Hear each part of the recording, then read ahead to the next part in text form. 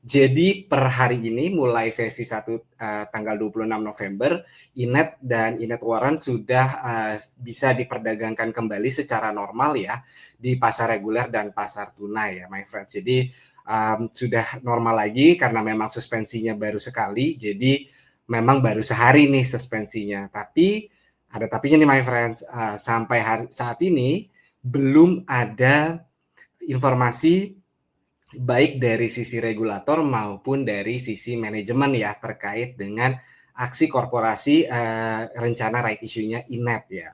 Ini sangat disayangkan karena, kalau kita lihat, pergerakan, INET beberapa waktu terakhir, terutama lonjakan yang signifikan ya, baik dari sisi, nilai transaksi maupun harga ini, bisa kita persepsikan itu berasal dari sentimen pasar atau ekspektasi pasar terhadap right issue. Karena memang kalau kita lihat right issue yang, dilakukan oleh INET ini rencananya akan jadi salah satu right issue jumbo ya, yang dilakukan di akhir tahun ini. Namun, pernyataan efektif yang harusnya dijadwalkan tanggal 17 itu sampai hari ini belum ada, eee pernyataan resminya ya.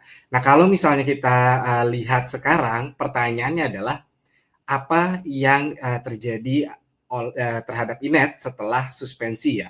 Kalau mungkin my friends yang sudah sering nonton Tiger Insight, sebenarnya INET ini sudah sering dibahas ya, tapi terkait dengan rencana aksi korporasinya ini sudah ditekankan 2 kali paling tidak ya di Tiger Insight terakhir itu di tanggal 11 dan di tanggal 18 November 2025. Nah, ini sudah dibahas bahwa kami mengantisipasi apabila terjadi hal-hal yang tidak diinginkan atau tidak sesuai dengan rencana, itu mungkin, berpotensi akan mempengaruhi pergerakan harga INET nih my friends.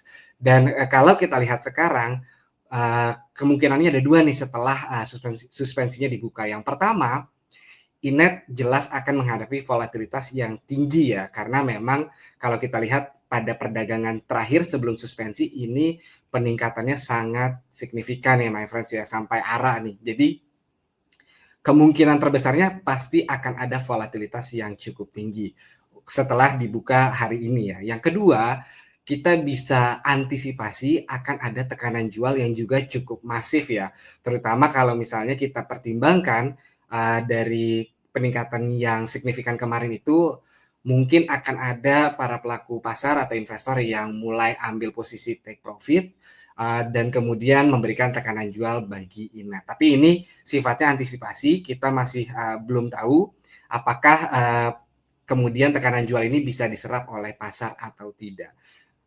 Pertanyaan berikutnya mungkin buat my friends jadi penasaran nih, terus bagaimana jika, right issue-nya ini tidak jadi dan bagaimana jika right issue-nya memang dilakukan atau dilaksanakan, jadi dilaksanakan.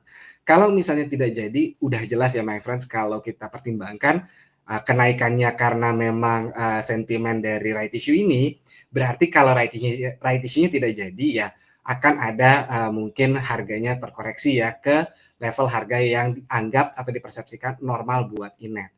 Tapi kalau toh pun jadi right issue-nya, nah ini, terbuka lagi 2 skenario nih my friends. Kalau misalnya memang right issue-nya jadi, ada kemungkinan, harga itu tetap akan terdiskon atau akan ada penyesuaian harga, kemudian mungkin, untuk, dianggap atau dipersepsikan normal karena memang kita sudah tahu right issue-nya itu akan dilaksanakan di harga Rp250 per lembar saham.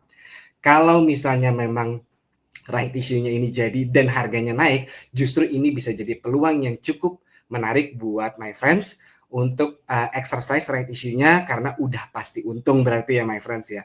Jadi buat my friends yang mungkin belum punya posisi di INET, bisa lebih bersabar lagi, ditunggu dulu untuk price action-nya karena memang, kenaikan harganya sudah cukup signifikan beberapa waktu terakhir. Tapi buat my friends yang sudah punya posisi, mungkin bisa dipertimbangkan skenario-skenario yang tadi sudah saya bahas.